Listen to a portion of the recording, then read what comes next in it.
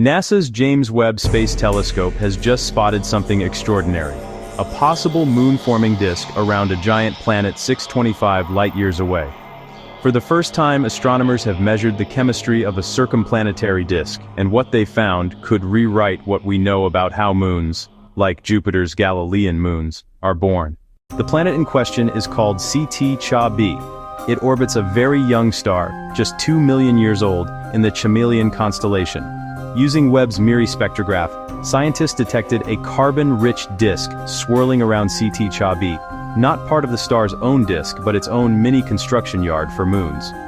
Inside, Webb picked up 7 carbon-bearing molecules: acetylene, ethane, hydrogen cyanide, benzene, and more.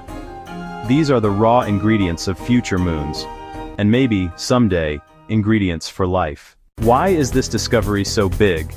Because observing planet and moon formation in real time is like peeking back 4.5 billion years, when our solar system was still under construction. Think of Jupiter's moons: Io, Europa, Ganymede, Callisto. They likely formed in just such a circumplanetary disk. Now Webb is letting us watch the same process unfold in another system. Detecting this disk was no easy feat. CT-Cha-B is faint, buried in the glare of its host star. Researchers had to carefully disentangle starlight from planet light using advanced high-contrast techniques. It took nearly a year of data processing to pull out the chemical fingerprints. That's perseverance paying off, and proof of Webb's unmatched sensitivity in the mid-infrared.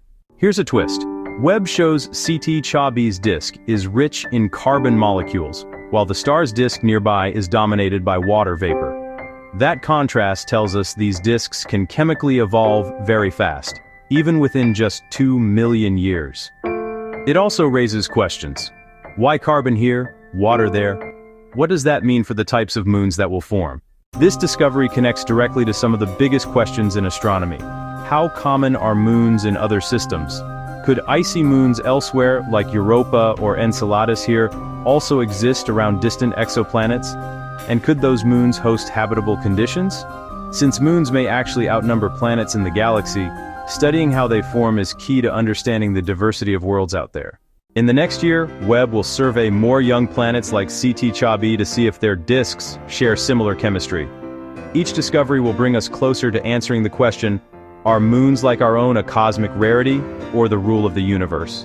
What do you think? Will Webb soon find the first confirmed exomoon under construction? Let me know in the comments. If you enjoyed this breakdown, hit like, subscribe, and keep watching the skies, because Webb is only just getting started.